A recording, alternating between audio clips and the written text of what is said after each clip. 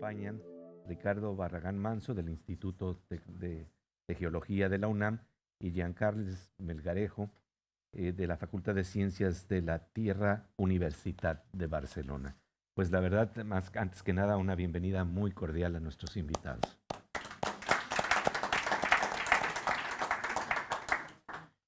Y vamos a empezar con algo que es una provocación, ¿no? Porque tiene que ver con a veces la percepción que se tiene de la geología. Y sin embargo, vamos a ver que ahí hay algo más interesante detrás de todo ello. En el programa, en la serie televisiva de Big Bang Theory, ustedes saben que uno de los grandes personajes de esta serie, el físico Sheldon Cooper, dice que la geología es la Kardashian de las ciencias, que simple y sencillamente no es una ciencia. Pero como siempre, lo que hay que tratar de ver es las capas que están detrás de lo que uno dice. Y en este caso, Jorge Volpi me estaba haciendo una invitación a conocer una serie que fue la secuela, que en realidad es una precuela de esta serie televisiva, que tiene que ver con el joven Sheldon. Y ahí se revela una historia muy interesante. Resulta que el joven Sheldon estaba enamorado de una niña que le enseñó a estudiar las rocas. Y entonces los dos se juntaban, iban al parque, a los diferentes parques, a coleccionar rocas, a buscar materiales. Y resulta que en realidad lo que estaba pasando es que esta era una forma de no tan solo compartir conocimiento, sino compartir un amor. Y entonces, claro que cuando el amor se frustra, porque resulta que la niña era más grande, se llamaba Libby, resulta que se frustra este amor porque en una ocasión en donde ellos quieren ir a hacer una excursión en un lugar más lejano, ella le dice a la mamá del joven Sheldon que ella está acostumbrada a ser nana. Y entonces se da cuenta el niño que ella lo consideraba un menor, que no era su igual en conocimiento y mucho menos en la proximidad del amor. Y bueno, esto nos lleva a algo muy interesante, que es precisamente las capas escondidas que están aquí en este caso ocultas en las relaciones humanas, pero las capas escondidas que están precisamente en los estudios de la geología que ustedes realizan, y hablar de esas capas que están detrás de su pasión por entender la mineralogía, pero también los diferentes estratos de la geofísica. Adelante, Ricardo. Muy bien, yo creo que el doctor Melgarejo tiene que Sí, responder esto primero. Sí, claro que sí. Como comentario respecto de esto chiste que hacías, yo también tengo una historia que contar. O sea, hace unos años yo estaba en una mesa redonda más o menos, una cosa como esta, y bueno, era una cosa sobre, el tema iba de el coleccionismo en la escuela, de minerales, fósiles y cosas de estas. Y bueno, había que debatir con profesores y demás, ¿no? Y bueno, pues a mí me habían puesto ahí, en calidad de profesor de mineralogía, había algún paleontólogo como ahora, y bueno, pues yo solté mi rollo, el paleontólogo soltó el suyo, etcétera. Y bueno, ahí tenía que haber un debate, y en eso, bueno, que se levanta alguien del público y dice, bueno, vamos a ver. Dice, y yo hace ya años que no explico nada de minerales a mis estudiantes. Dice, porque, vamos a ver, saber que la galena es el sulfuro de plomo, ¿le hará ver al estudiante que Dios no existe?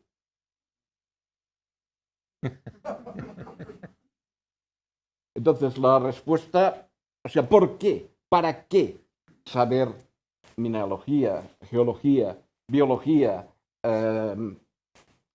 digamos, ciencias en general? Bueno, incluso pues mineralogía en particular, ¿no? Bueno, yo creo que, contestando quizás a esto, y al tema que también se nos puede plantear, el porqué de todo esto, ¿no? A nivel escolar, ya de entrada, pero incluso en la escuela, cosa que ahora pues está sacando Sí, todo sí. esto de las escuelas, ¿no? Precisamente por esto, porque no... bueno, de entrada, uno, pues aquello de que el saber no ocupa lugar. O sea, si un crío pues sabe más cosas, pues tiene más posibilidades para enfrentarse a la vida. Uno. Dos, evidentemente si un estudiante es capaz, un chico, de observar las cosas, describirlas, compararlas, analizarlas, buscar en los libros y sacar información, pues es que ahí está jugando con el método científico. O sea, quieras que no. Entonces, bueno, pues es una parte también de ciencia todo esto, ¿no?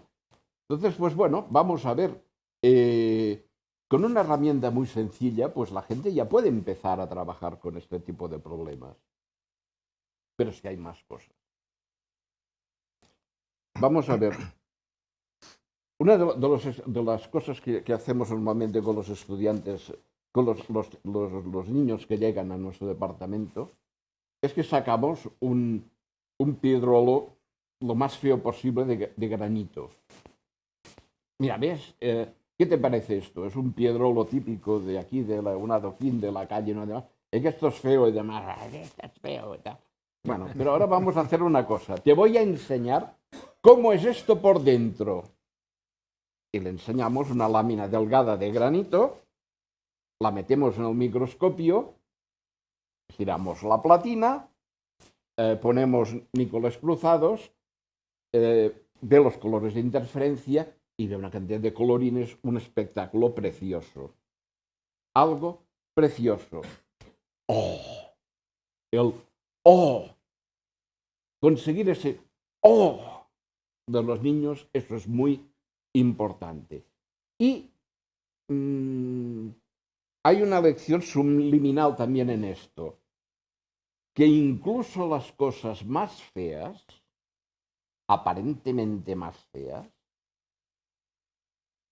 pueden ser muy hermosas cuando te las miras con los ojos adecuados. Y yo creo que este mensaje subliminal a un niño, pues esto es una cosa positiva. Y luego hay otra cosa.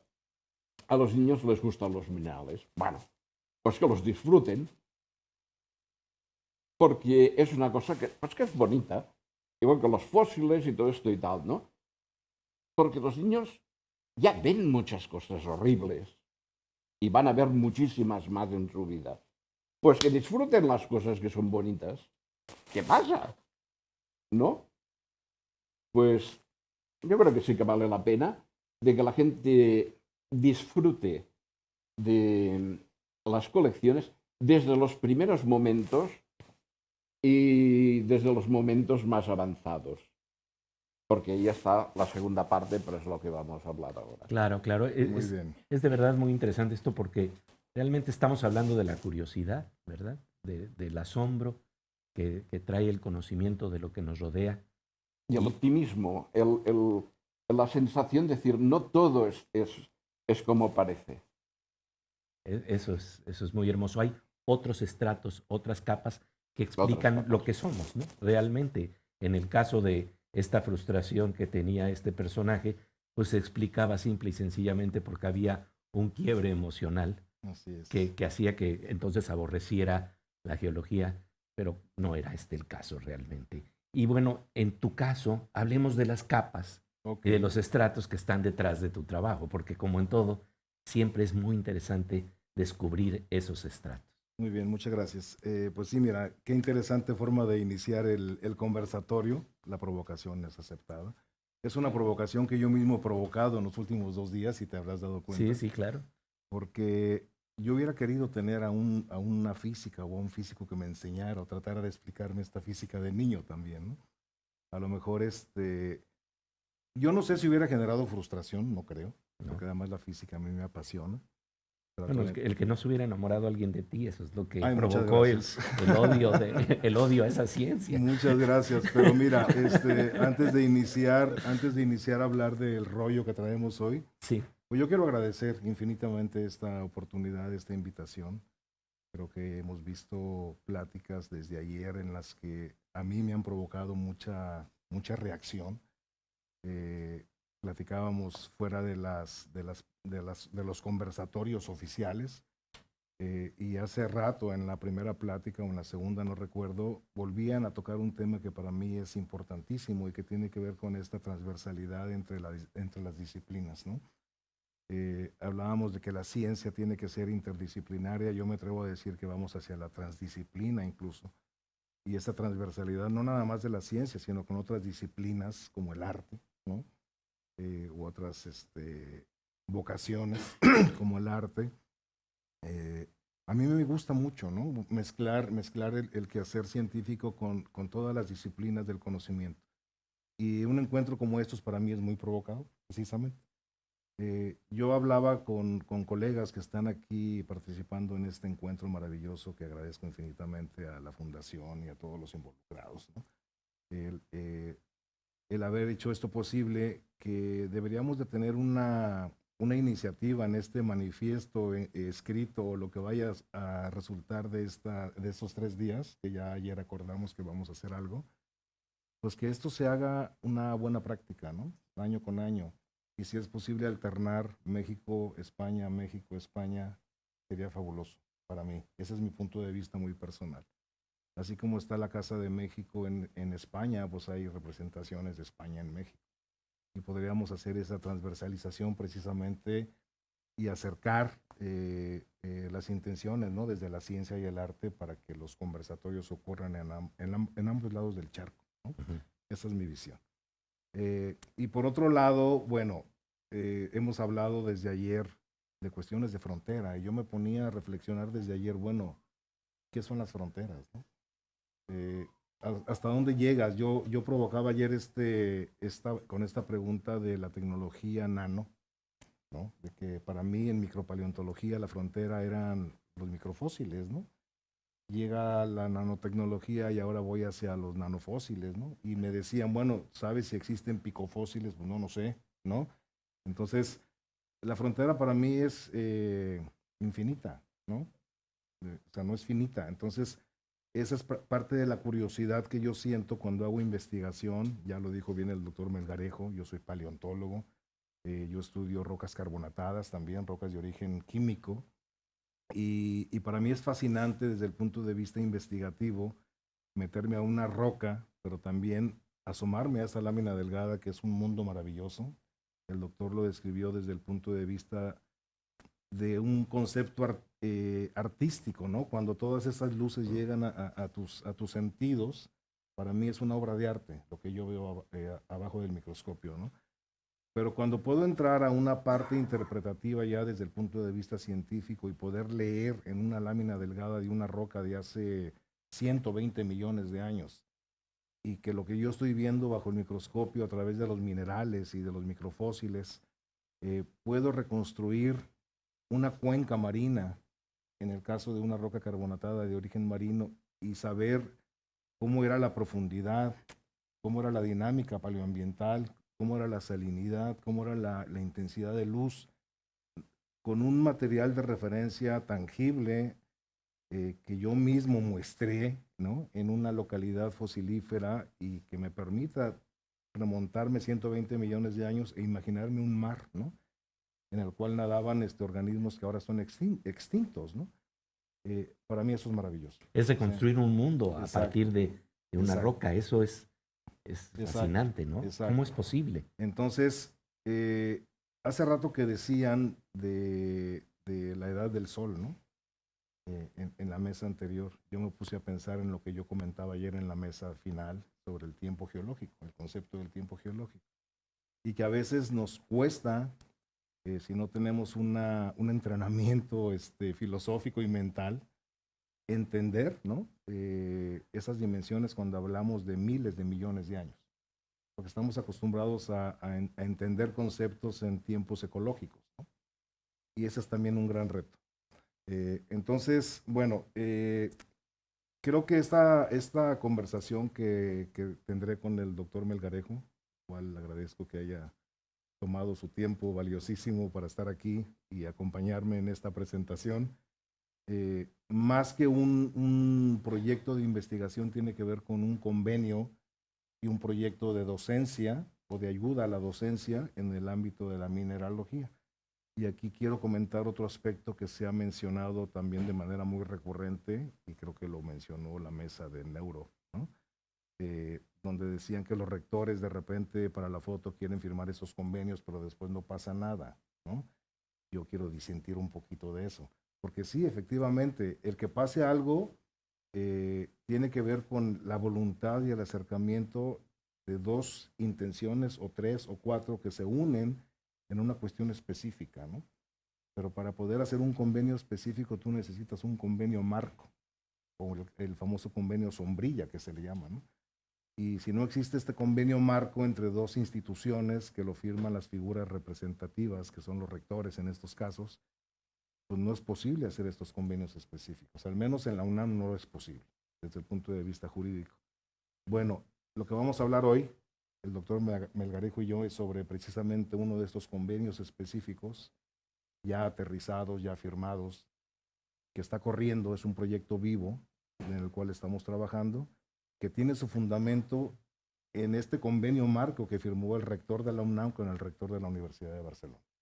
Entonces, así como este proyecto, estoy seguro que hay muchísimos, ¿no? Entonces, nada más para hacer la nota aclaratoria de que sí es posible ir adelante con los proyectos específicos, siempre y cuando los rectores hayan firmado para la foto ese convenio, ¿no? Entonces, si me lo permites, yo voy a iniciar con una presentación. Sí, me voy a parar, ¿no? Sí, por favor. Y como sé que el puntero ha jugado pues malas mañas aquí a otros ponentes, les voy a indicar que me pasen la siguiente diapositiva cuando yo esté listo, ¿no? Sí. Muy bien, pues muchas gracias a todas y a todos. Pues efectivamente, nuestra colaboración tiene que ver con la implementación de colecciones docentes de geomateriales para el Instituto de Geología. Y antes de, para el Instituto de Geología, pero es una iniciativa que tiene que ver, ahorita vamos a explicar en qué consiste, en la clonación de una serie de geomateriales que ya funcionan de manera muy exitosa para la docencia en la Universidad de Barcelona. Y antes de iniciar con las especificidades, ¿no?, de este convenio, yo nada más quiero hacer un llamado de atención que por primera vez este año la UNESCO celebró el Día Internacional de la Geodiversidad, ¿sí? Cuando yo dije geodiversidad hace un día, que estaba por aquí todavía Toño Lascano, me preguntó que eso qué significaba, ¿no? Que ahora nos íbamos a referir a las piedras como los piedres, ¿no? O las mineralas, ¿no? Le dije, no, espérate, la geodiversidad no tiene que ver en ese sentido, sino que tiene que ver con el cuidado patrimonial de lo diverso que es el geopatrimonio, ¿no?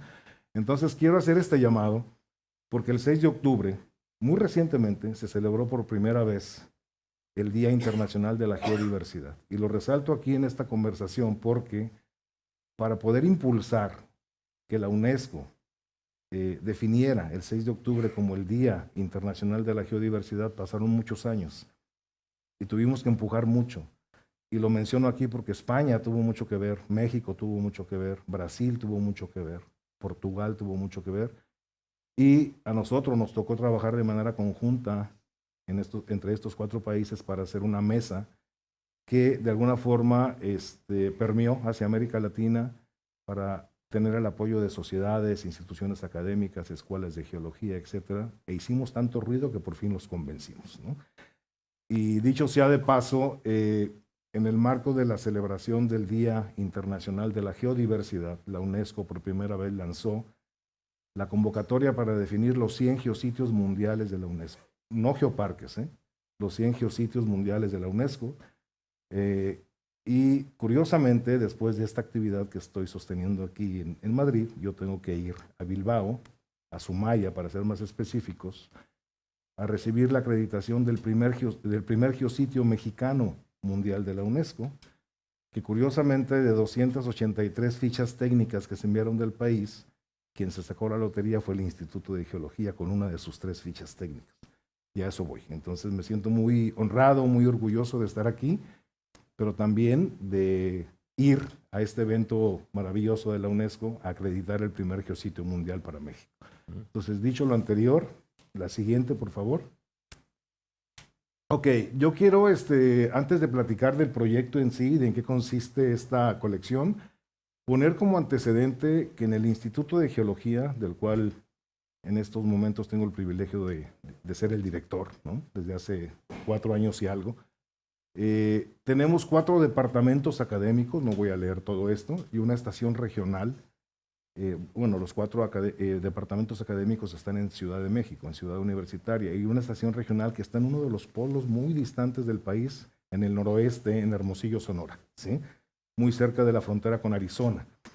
Entonces, ¿por qué menciono esto? En el marco del quehacer científico de estos departamentos y de esta estación, hay una comunidad muy diversa, que va desde el estudio de los suelos, pasando por la paleontología, el riesgo geológico, los procesos de la geología histórica, la mineralogía, pero también es de resaltar que en los últimos años, para hacer este quehacer investigativo y técnico académico, se han incorporado, curiosamente, al instituto 12 académicos de origen español.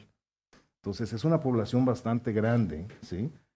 La que tenemos en el Instituto de Geología de Españoles, que de alguna u otra forma ha mantenido estos vínculos con instituciones académicas españolas, no nada más en el ámbito de la mineralogía. De hecho, yo tengo un proyecto vivo también para estudiar amonites, que son estos fósiles extintos, ¿no? Precursores de lo que actualmente conocemos como los pulpos, las sepias, los calamares. ¿Y por qué tengo este proyecto? Porque uno de estos españoles fue mi postdoctorante y ahora es investigador del instituto, y más aún es el actual jefe del departamento de paleontología. Con él tengo un proyecto, ¿sí? En este caso no bilateral, sino trilateral, con la Universidad de Barcelona y con una institución francesa. Entonces, eso lo pongo en contexto para que no nos quedemos con la idea de que este proyecto es el único que tenemos en geología, ¿sí? Y este es parte del antecedente a través del cual el grupo de académicos españoles que se dedica a la mineralogía dentro del Instituto de Geología sirvió de puente para llegar al doctor Melgarejo y hacer este proyecto en común, ¿sí? De hecho, fueron sus estudiantes, doctor Melgarejo, creo, ¿no? Algunos de los académicos que están por ahí, y ahí es donde surge pues esta iniciativa. La siguiente, por favor. Entonces, como antecedentes, y si estoy en algo equivocado me corrige, doctor, creo que la Universidad de Barcelona creó en el 90 una colección de minerales de unas 1,500 piezas o más, ¿no? Representativas de unas 180 especies minerales, con la correspondiente guía de prácticas, ¿sí? Y esta colección ha sido muy útil en la formación docente de estudiantes en el ámbito local. En este momento entiendo que la Universidad de Barcelona está renovando y ampliando estas colecciones para responder a la demanda de materiales necesarios para nuevas tecnologías en el siglo XXI. Y aquí una de las cosas que me gustaría mencionar es que esta innovación docente es algo que ocurre a pasos agigantados en muchas partes, ¿no? Si no es que en todas las entidades académicas en donde se da docencia. Pero mi percepción es que después del confinamiento por la pandemia esto se aceleró. Y entonces empezamos a hablar de otros métodos, ¿no? Para la enseñanza, y empezamos a hablar, en nuestro caso en geología, por ejemplo, de la implementación de aulas vivas y de aulas inteligentes. Y aquí es donde surge la primera inquietud para acercarnos, porque nos dimos cuenta a través de estos académicos españoles en el Instituto de Geología, que esta implementación de autoaprendizaje estaba muy, muy fuerte en este proyecto de docencia de mineralogía en Barcelona. Entonces tuvimos las primeras charlas, nos acercamos, nos convencimos de que tendríamos que sumar esfuerzos para que esta práctica fuera en común, sobre todo porque en el instituto en este momento se está habilitando un grupo fuerte de investigación, de transferencia de conocimiento, de innovación tecnológica y de docencia en mineralogía. Y es gracias al quehacer de estos académicos que llegaron recientemente, que emanaron de este departamento de la Universidad de Barcelona. Luego, muchas de estas muestras que están en esta colección y en otras colecciones que tenemos en geología están catalogadas como recursos de minerales críticos o estratégicos, ¿no? Y eso es importante también. Estamos en una era en la que los minerales cada vez más van a ser utilizados para cuestiones de estrategias, sobre todo tecnológicas. Entonces de ahí surge este convenio de colaboración que plantea utilizar la misma metodología en la Universidad de Barcelona para el IGL UNAM, para homogeneizar y homologar criterios de formación de alta calidad docente entre las dos universidades en el campo de los geomateriales.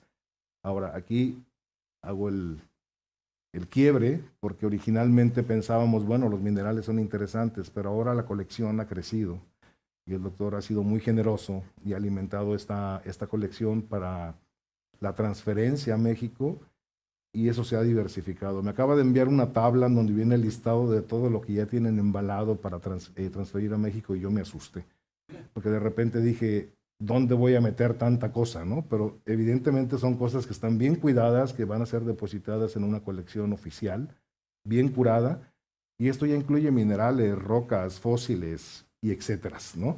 Entonces, la siguiente, por favor.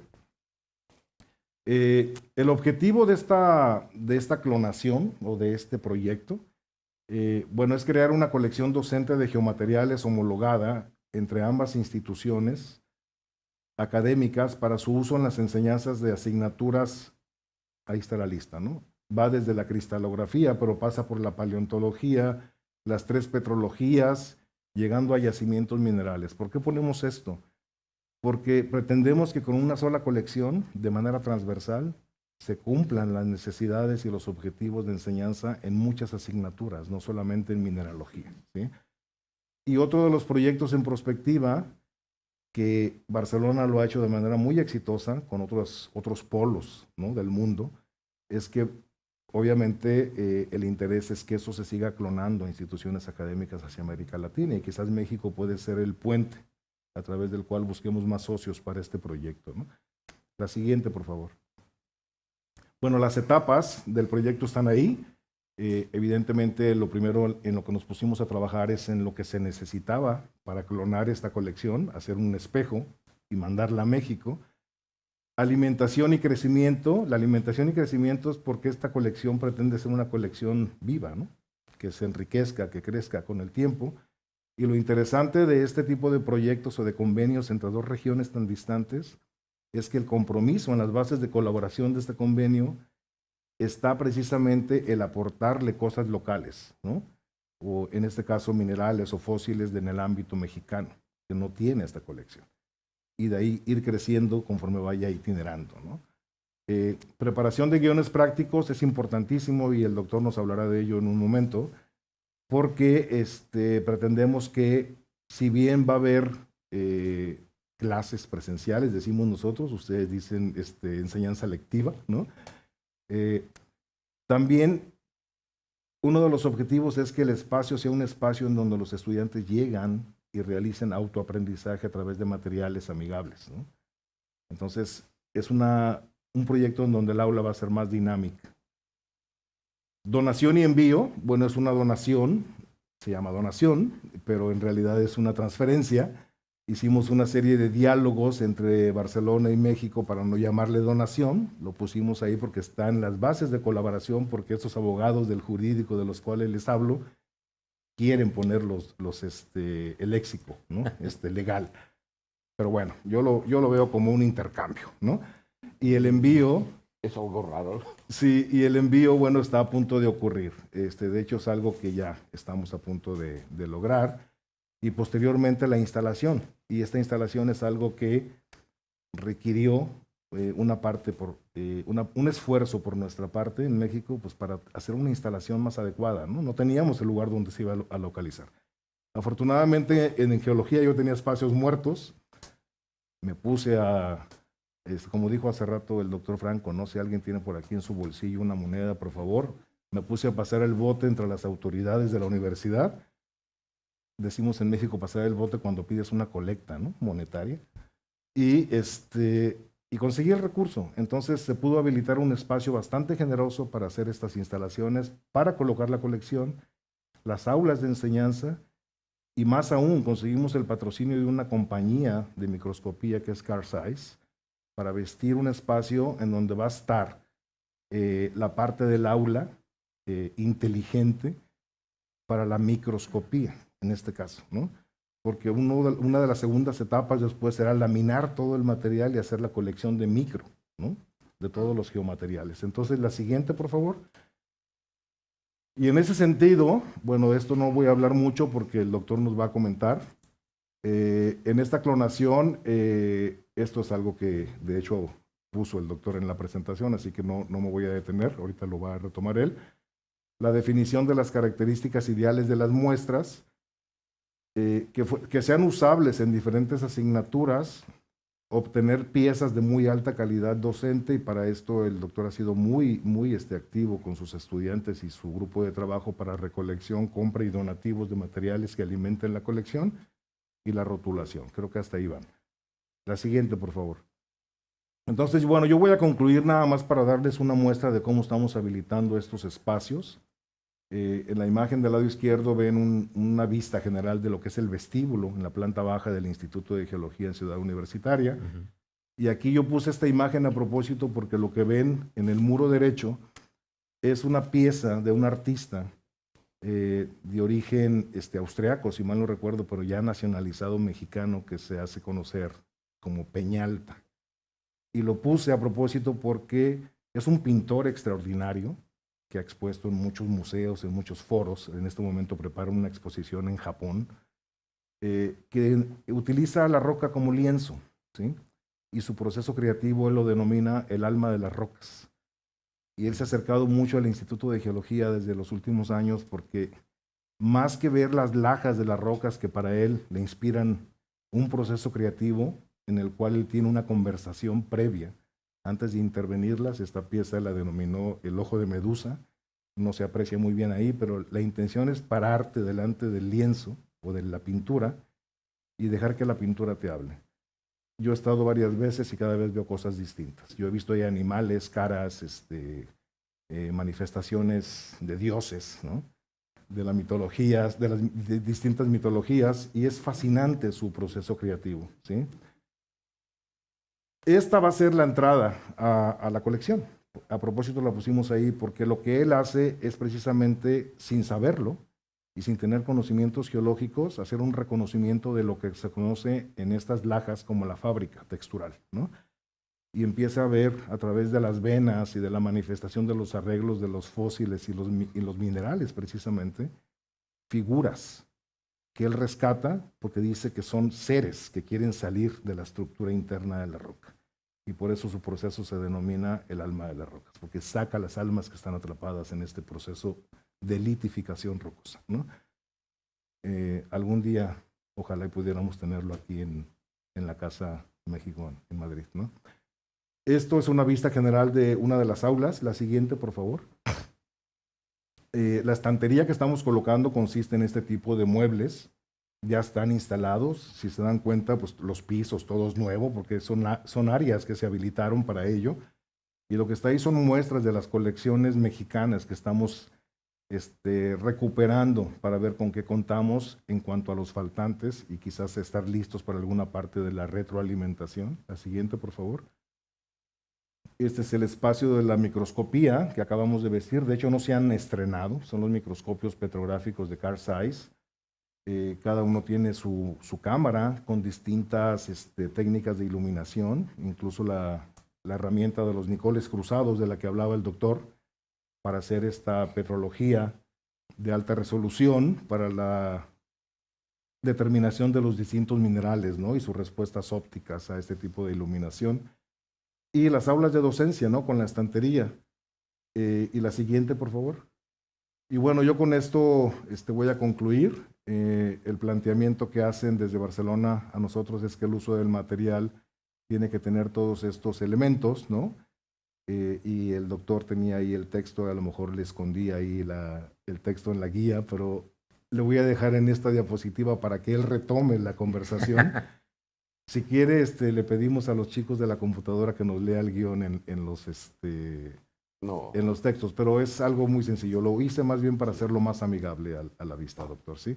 Entonces yo con esto me voy a sentar y le voy a ceder la palabra al doctor Melgarejo. Y de hecho, sí. Y no sé si tengas algún comentario. Un comentario nada más, o más bien una pregunta. ¿De qué estamos hablando cuando estamos hablando de clonación? Porque en primera instancia podría sonar a geopiratería, pero creo que no se trata de eso. A ver. Mira, casi... Bueno, aquí estás. explicaremos algunas cosas. Ante todo, bueno, yo también quise retomar algunos de los temas que han salido anteriormente en alguna de las charlas. Respecto, volviendo a todo lo que se ha comentado en muchos casos, la colaboración entre México y bueno, y universidades españolas, catalanas, etcétera.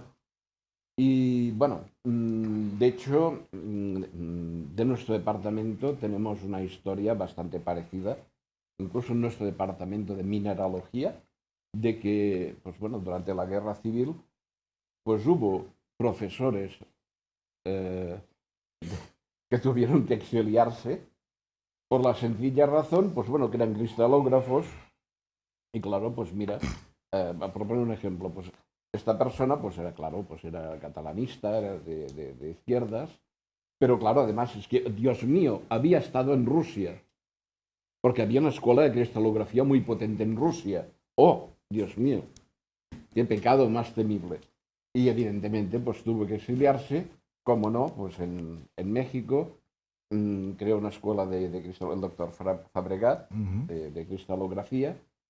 Y bueno, eso fue un problema porque perdimos buena parte de, digamos, de conocimiento cristalográfico, mineralógico, petrológico. ¿Y qué quedó? Pues, por ejemplo, en Barcelona lo que quedó fue un señor que era en ese momento, pues era su gran mérito era haber entrado en Barcelona a caballo con una bandera de la Falange en una mano y un crucifijo en la otra, que no era ni geólogo, pero que era, bueno, catedrático de petrología. Y que su gran, digamos, aportación a la ciencia geológica fue, durante años, decir que los granitos, las rocas, los granitos, pues no eran rocas ígneas. O sea, bueno, en fin, un atraso tremendo para la geología en Barcelona, en nuestro país en general, y pues México, pues muy contentos, ¿no? Evidentemente. Bueno, más adelante, ¿qué ha pasado también? Pues que, bueno, México tiene una política de captación de talento. Entonces, en Barcelona hay una política de captación de, a veces hay una política de captación de personas afines, pero no de talento, por desgracia. Esto también tengo que decirlo. Soy muy bruto diciendo las cosas, ¿eh? Pero lo cierto es que estamos perdiendo también, pues, a la mejor gente. Y mucha de esta gente, pues, va y se va a México. Y a México y a otros países. Bueno, y habrá más oportunidades. La ciencia es así. O sea,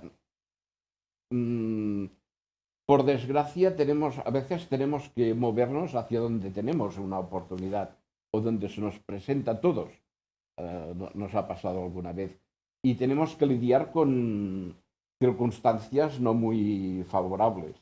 Es lo que decía antes, de que parece ser que somos unos bichos raros cuando queremos llevar alguna iniciativa científica. Pero bueno, entonces, bueno, planteamos esto, ¿no? Y llegamos efectivamente, pues a comentar con nuestros antiguos alumnos. Un día nos llaman y me dicen, Joan Carles, oye, una cosa, que ¿no tendrías muestras de la colección que nos pudieras mandar? Y justo en ese momento estábamos renovando nuestra colección, porque es que los minerales, claro, cuando pasan 30 años, pues se rompen, se erosionan, se desaparecen por motivos, digamos, termodinámicos, porque a veces la materia no se crea ni se destruye, se manga, ¿no? Y bueno, pues, o sea que había que cambiar las muestras, o sea que estábamos en ello. Y teníamos estado renovando el material, porque incluso yo ya me había encontrado y los estudiantes me decían, oye, Joan Carles, es que esto que pones aquí de que la galena tiene brillo metálico, yo no lo veo porque esto no brilla como un metal. Y es aquello que piensas, hombre, no, porque está sucio, tiene pátinas. Eso lo ha usado la gente durante 30 años y está manoseado. O sea, y el ácido mánico, pues, es agresivo, bueno, total que eso ya no sirve. Bueno, había que renovarlo todo. Vale, pues venga. Y claro, pues tenemos que ir al campo, pues mira, cogeremos nuevas muestras o compraremos lo que sea tal, y en eso, pues bueno, me dice Teresa, oye, ¿no nos podéis mandar algo? Entonces piensas, bueno, vale. Y dije, vamos a hacer una cosa. ¿Qué te parece si clonamos las colecciones? Ahí está. Ahí está. O sea, vamos a hacer la misma colección, ¡pum! La fotocopiamos con los mismos guiones y vamos a dar exactamente la misma docencia, con la misma calidad docente, con los mismos criterios y con el mismo consenso, pensando que es lo que pueda ser importante. Bueno, pues sí, vale. Bueno, entonces, el primer día que fui al campo para coger muestras, pensé, ostras, digo, pero si cojo 2 piedras, ¿por qué no cojo 3? ¿O 4? ¿O 5? ¿O 10? ¿Y si son 20? Venga, 30. Y ¡pam! Vamos a ver si podemos llegar a 30 colecciones clonadas. La idea es que esas colecciones se van a donar pues a universidades que lo soliciten. Bueno, universidades además pues que tengan que piensen usar esas colecciones y que tengan bueno, que haya un interés y a ser posible pues universidades de países que tengan esa necesidad o que sean de países en vías de desarrollo. Eso es lo que pensaba en ese momento. En este momento estoy pensando también en mandar un par de colecciones a Ucrania, porque después de lo que se ha armado es posible que necesiten renovar, digamos, el material docente. Geomateriales. ¿Qué quiere decir geomateriales? Pues esto, materiales sólidos que pueden ser usables para enseñar, digamos, componentes geológicos. Pues esto, cristales, minerales, en tanto que especies minerales, rocas, en tanto que agregados de minerales, y claro, fósiles, etc. Y claro, empezamos por los minerales. Soy profesor de mineralogía. Mi colección era de mineralogía. Pero claro, ¿qué pasa? Que en la colección estaba poniendo muestras de un mineral, yo que sé, por ejemplo, la calcita, pues se encuentra en rocas, se encuentra como cristales, muy bien. Vale, esos cristales, pues evidentemente se pueden estudiar desde el punto de vista de un cristal, como cristalografía. Pero se encuentran también en rocas ígneas, carbonatitas, magmas carbonatados, que además tienen yacimientos minerales asociados, de elementos críticos. ¿Qué son estos elementos críticos? Bueno, pues los que sirven, por ejemplo, para nuevas tecnologías. ¿Qué nuevas tecnologías? Pues las energías limpias. Entonces, claro, ¿qué minerales son estos?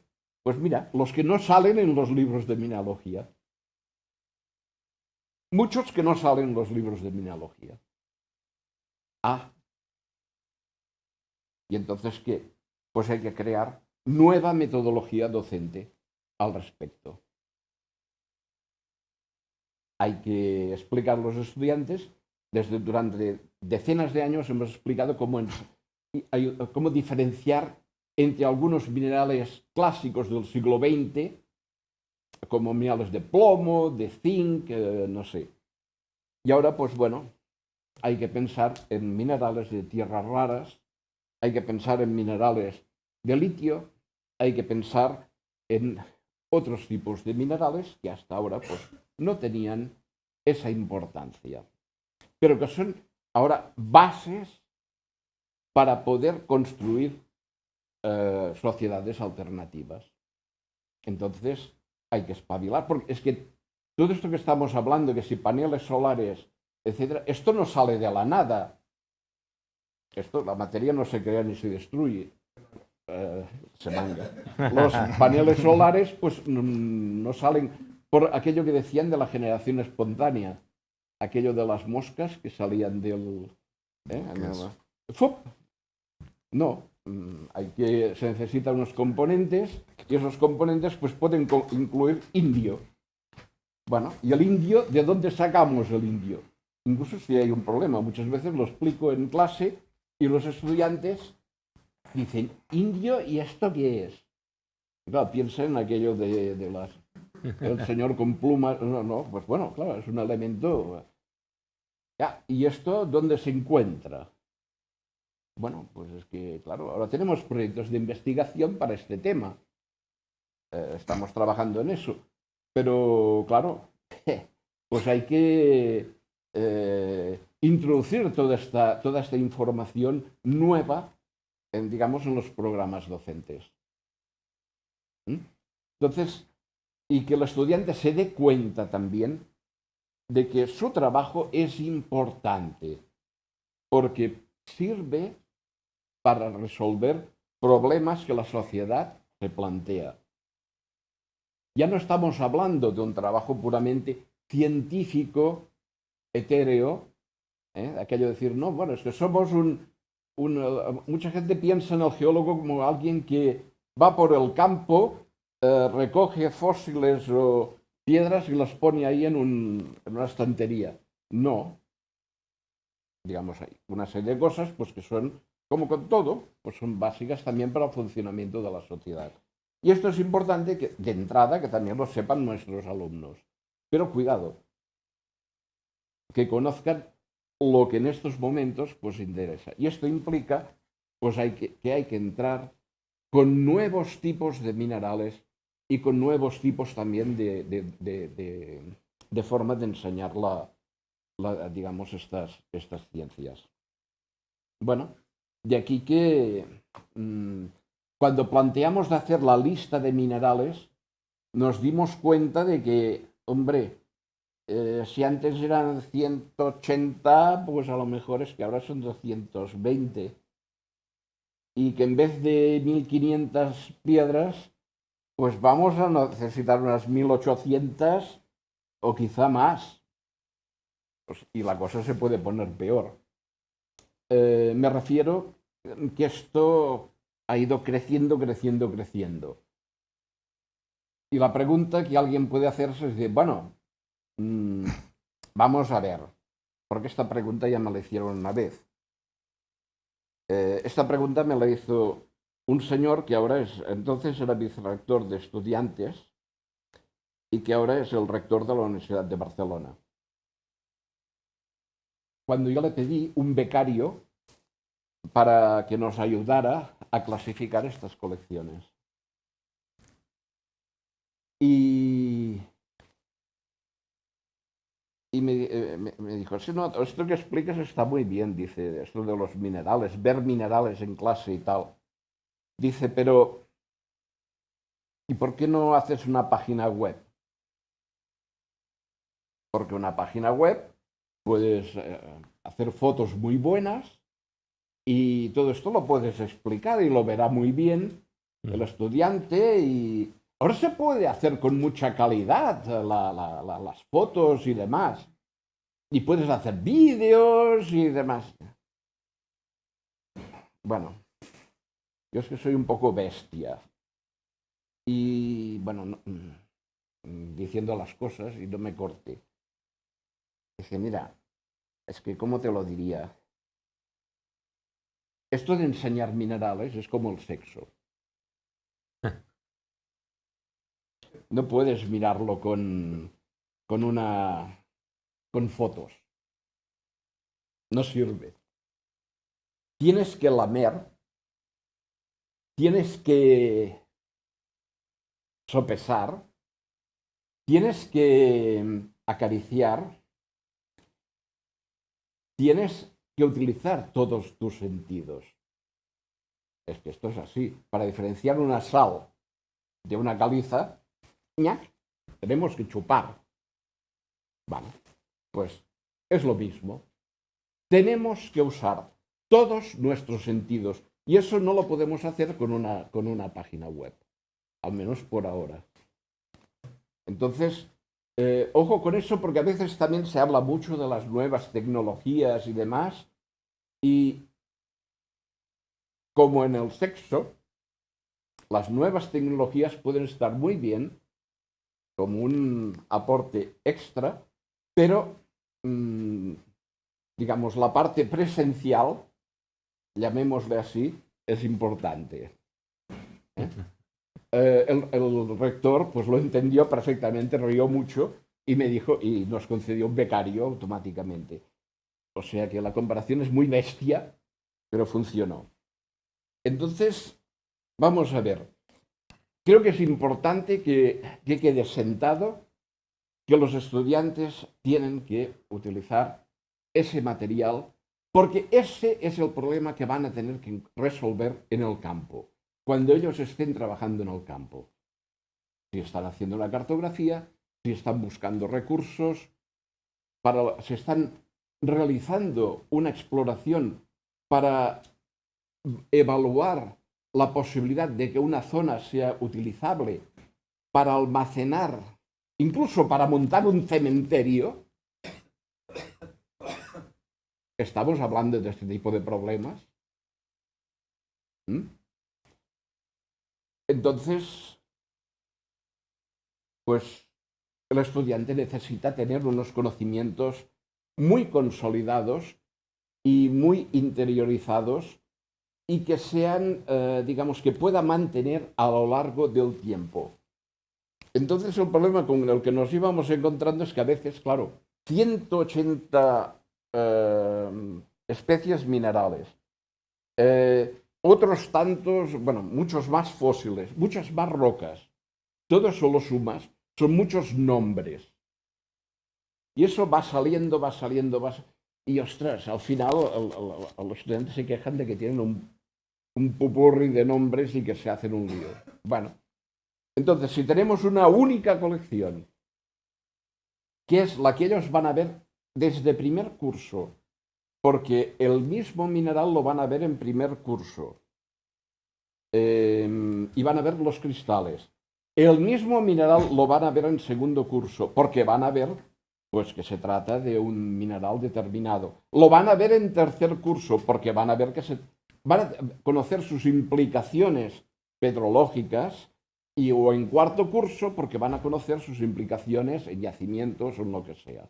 Pues si esa misma muestra la ven de forma transversal a lo largo de toda la carrera, aunque con diferentes guiones de prácticas, con diferentes prismas, es más fácil que ese conocimiento quede apuntalado. Esta es la hipótesis de trabajo que hemos desarrollado, el punto de partida. O sea, intentar consolidar conocimiento un poco por la vía del, llamémosle, machaqueo, por cansancio. No me gusta la palabra cansancio, por eso, por ver de una forma continuada este material, pero con diferentes criterios. ¿Y este material dónde se tiene que ver? Se tiene que ver, ¿podemos poner la diapositiva anterior? Bueno, lo podemos ver en clase, pero también lo podemos ver en otros, digamos, en otro tipo de contextos. Desde hace años, aquí en Barcelona, una de las cosas que hacemos con la enseñanza de los geomateriales es que lo enseñamos en clase de prácticas, pero también contamos con lo que llamamos la litoteca, que de hecho pues es lo mismo que tenemos en el aula de prácticas, solo que el aula de prácticas la abrimos en horas extra para que el estudiante pueda venir por su cuenta a reforzar su conocimiento. Y entonces, pues bueno, puede venir y, como tiene los guiones, pues usar el mismo material de prácticas y repasar. Pero ahora vamos a hacer otra cosa más. Vamos a poner otras muestras extra, que pueden ser lo que no saldrá en el examen, pero que el estudiante que sea chafardero, / chafardera, pueda ver esas muestras y pueda aprender algo extra. Darle al estudiante la libertad de poder decidir hasta dónde quiere llegar. O sea, no se trata de decir, mira, es que esto es lo que te tienes que saber y que lo que te tienes que saber esto y como recompensa vas a tener un aprobado. No. Las cosas no pueden, entendemos que tampoco se trata de que este sea el objetivo del aprendizaje. El objetivo, creemos que la gente aprenda, pero que también tenga la libertad de decidir hasta dónde puede llegar. Eso sí, con un mínimo, porque si no hay ese mínimo, bueno, esto también es otro tema que tendremos que ver. Es importante que decidamos, también entre todos, cuál es este mínimo. ¿Qué es lo que los estudiantes aquí en la China deben saber como mínimo para poder saber geología? Solo esto yo creo que ya es importante. Que haya un consenso más o menos internacional de calidad, decir, bueno, vamos a ver, un mínimo. Luego cada país tiene sus particularidades, pero, a ver. Otra cosa que es importante, que el estudiante pueda desarrollar, pues, un autoaprendizaje. No se trata solo de darle el material y que él pues que se apañe, sino que otra de las cosas que se les propone a los estudiantes es decirles, bueno, vamos a ver, ¿queréis venir con nosotros a clonar? Y los estudiantes vienen y participan y recogen muestras. Claro, una cosa que ellos han recogido, les preguntamos, bueno, a ver, esta muestra que has recogido, ¿tú la pondrías en el examen? Y dice, hombre, esta... No, pues entonces tenemos que encontrar otra. Bueno, a ver, ¿esta la pondrías en el examen? Ah, sí, sí, esta la veo bien. Pues eso quiere decir que la ha conocido. Es una trampa, pero está aprendiendo miología.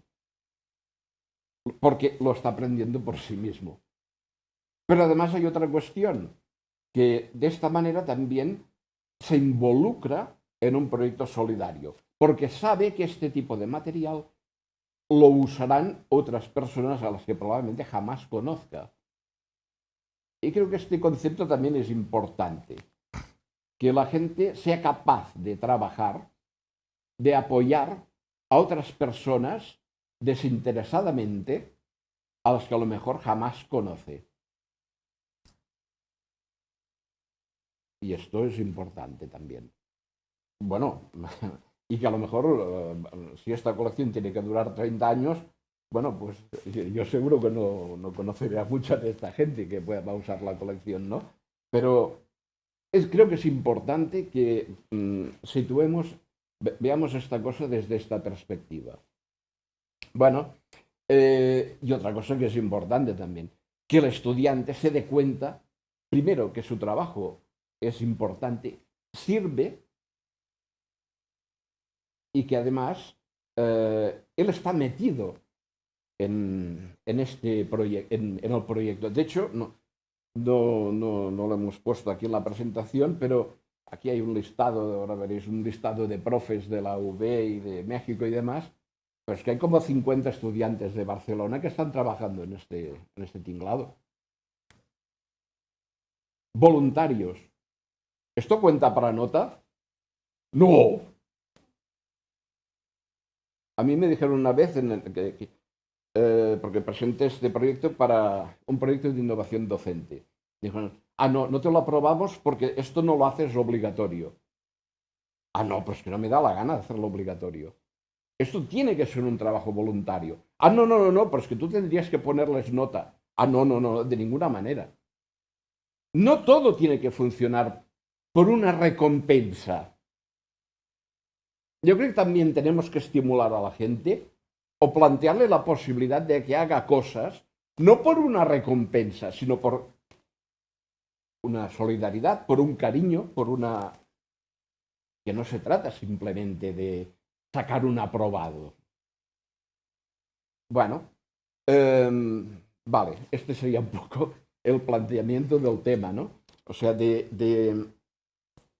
por una parte, tener un material de muy alta calidad preparado para tener una docencia, digamos, que pueda resolver problemas de la sociedad, del geólogo que va a trabajar para la sociedad del siglo XXI, pero también, bueno, porque la universidad no es solo una fábrica de técnicos,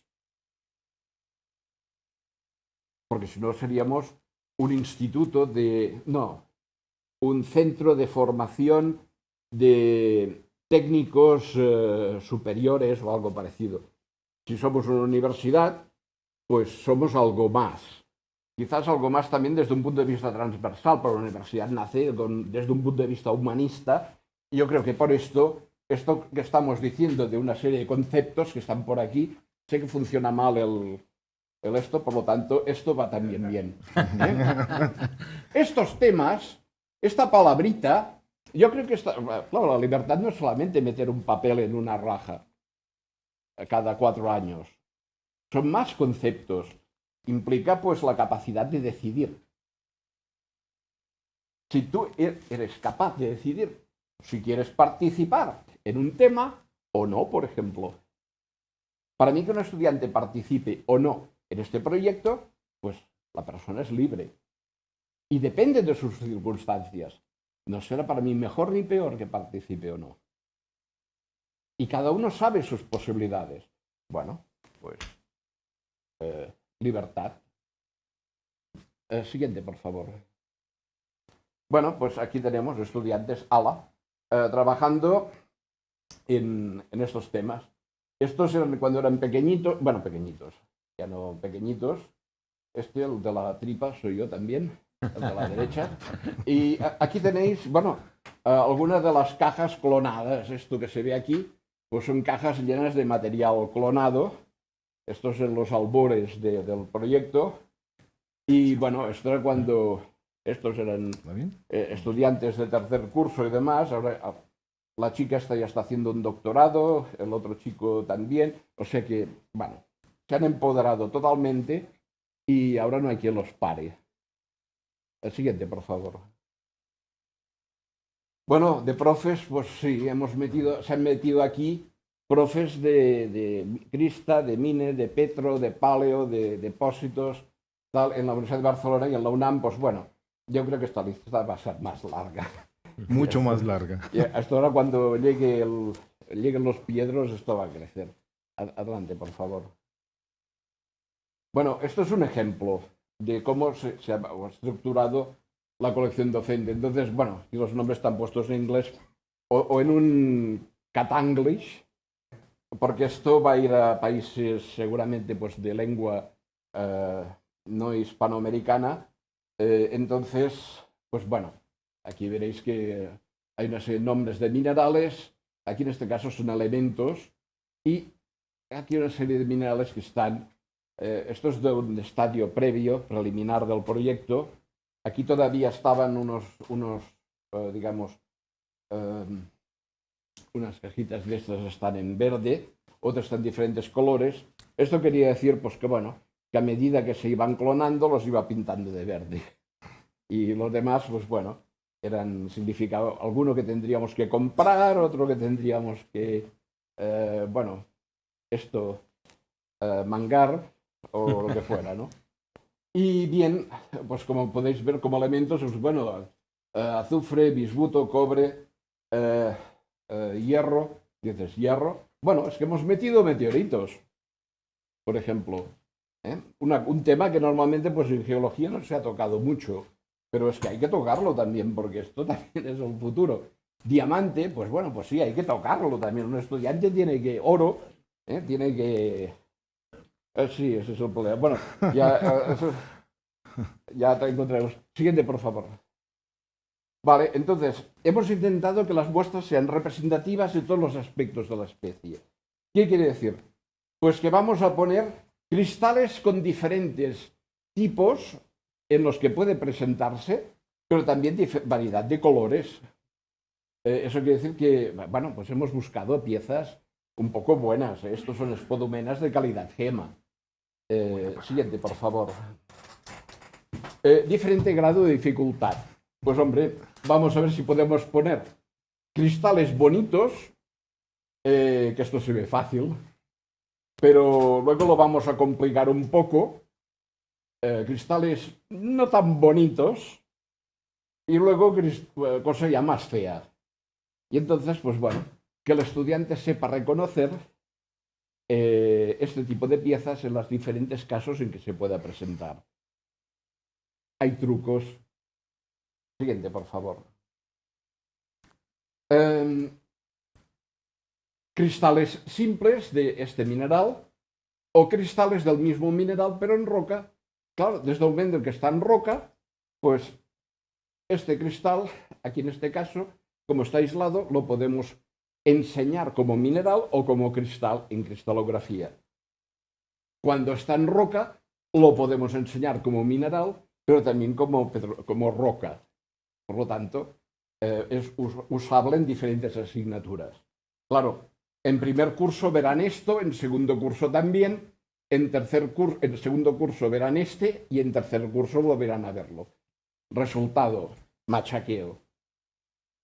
¿Y dónde lo verán esto? Pues esta colección puede estar en la sala de litoteca. Esta es la colección que puede servir para la litoteca.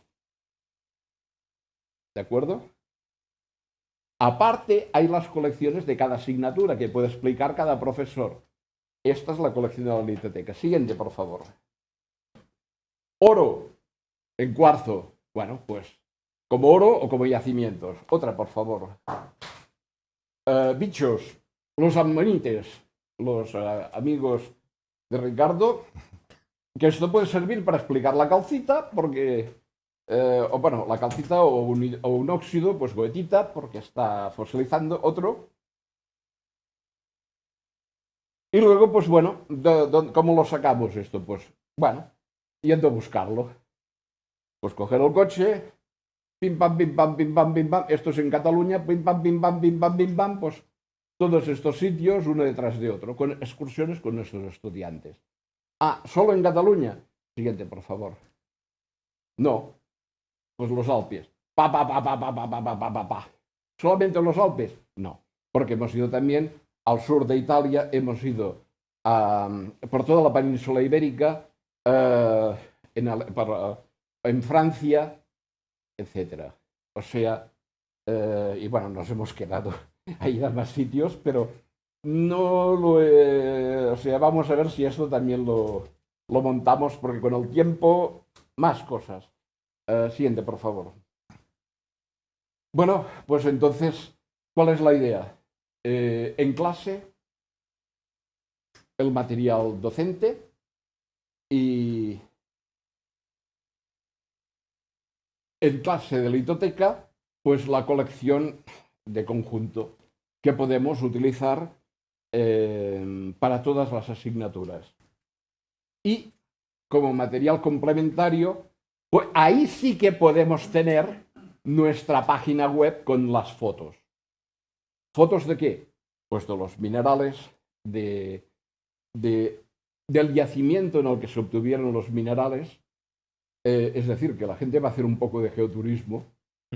Los mapas geológicos, cortes, publicaciones, etcétera, que hagan referencia a ese yacimiento. Esta página web la están montando en este momento estudiantes de la facultad, en colaboración con estudiantes de otras facultades, utilizando los materiales de la clonación, en un proyecto auspiciado por la Sociedad Española de Mineralogía. Esto ha ido también creciendo, ¿no? Siguiente, por favor. Vale. Entonces, esta página web puede tener vistas de afloramiento, materiales como, por ejemplo, pues esto, cortes, información que se puede obtener a partir del estudio de estas muestras, para que el estudiante entienda la importancia que tiene conocer estos minerales. Siguiente, por favor. Y bueno, pues si expandimos el asunto, si la cosa sale bien, esperemos que sí, y se quiere expandir, quizá con colaboración de la UNESCO, pues bueno, dices, muy bien, pues esto empieza como Barcelona-México o México-Barcelona, y bueno, tenemos contacto con universidades por nuestra parte, en diversos países, pues tenemos antiguos alumnos en Luanda, en Senegal, en Irak, que tenemos un proyecto, en Kurdistán, tenemos un proyecto ahora activo, en, ¿cómo se llama esto? En Kazajstán, en la India, en Irán, en Egipto, y bueno, claro, pues en Cuba, Dominicana, Nicaragua, Venezuela, Colombia. Hay varias universidades de Argentina que están metidas en el ajo, y con potencial para otras universidades que han manifestado también un cierto interés, estas que están metidas aquí en amarillo.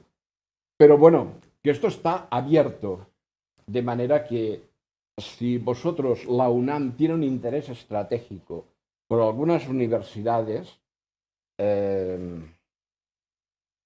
podemos enfocarnos también en este tema. Porque una cosa que creo que es importante es en que encontremos un núcleo con un consenso sobre el uso de estos geomateriales.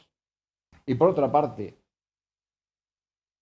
cuando se han clonado 30, se pueden clonar Ay, Dios. 60, ¿vale? Muy bien. De manera que... Muy bien, muy bien. De hecho, pues prácticamente estamos llegando al final de esta sesión, y nos queda claro de las posibilidades de uso de estos geomateriales, pero también nos queda claro algo que me parece fundamental, que es la capacidad de observar detalladamente el mundo y de nombrarlo. Claro. Sí, yo quiero hacer un comentario en alcance a esta explicación tan detallada que nos dio el doctor Melgarejo. Por supuesto que estamos interesados, doctor, y a través de los vínculos que tenemos en el Instituto de Geología, que dicho sea de paso, algunos son de sus estudiantes, con instituciones académicas en temas de geología, porque no todo es geomateriales, ¿no? Están también la investigación de inclusiones fluidas, Sí. diagénesis y otro tipo de temas que están desarrollándose, yacimientos minerales, por ejemplo, con universidades de Perú, de Colombia, recientemente de Costa Rica y de El Salvador, ¿sí? Y Nicaragua. Entonces, creo que sí hay posibilidades de crecer hacia el sur con este tipo de iniciativas. Y una cosa que yo quisiera comentar en alcance también a lo que dijo de Fabregat, ¿no? Que se exilió en México. Desde hace muchos años este espacio que estamos habilitando para colocar la colección y hacer toda esta área de microscopía o de petrología, ¿no? Porque son microscopios petrográficos lo que estamos colocando, es como la evolución o la transformación de un espacio que inició de manera muy sutil, pequeñito, con 5 microscopios petrográficos donde se hacía observación en lámina delgada de muchos geomateriales, y que lleva el nombre de Fabregat, ese pequeño espacio. Entonces, no es consuelo, por supuesto, pero vamos a trasladar ese espacio universitario y lo vamos a oficializar para que toda esta área lleve el nombre del doctor Fabregat, ¿no? Entonces, yo quisiera agradecer nuevamente, sé que se acabó el tiempo, también a los presentes, veo que hay aquí mucha gente joven, ojalá no, atrás de ti, Pepe. Pero no sé si los atrajo la cuestión de las neurociencias, las nanociencias, la física, retomando un poco en retrospectiva el inicio de la provocación, ¿no? Sí. Esperemos que ya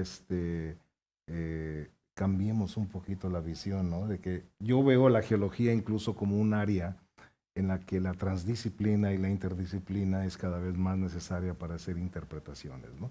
Ayer yo le decía a la doctora Cecilia Nogués lo importante que es para mí el concepto del nano, ¿no? Porque no nada más es la cuestión del tiempo geológico como lo puse en contexto ayer, sino ella puso en su propia diapositiva los enlaces para explicar la estructura, por ejemplo, de carbonos en un diamante, ¿no? A través de algo que te perdiste ayer, doctor, pero presentaron una nueva tecnología, o no sé si será nueva, pero para mí lo fue, de una observación a nivel nano a través de unas agujas, no recuerdo cuál era la técnica, pero era como una especie de linternita, ¿no? Que fue fascinante. Y ponían como ejemplo el uso en mineralogía, ¿no? Entonces, ¿qué te digo? Agradecerte.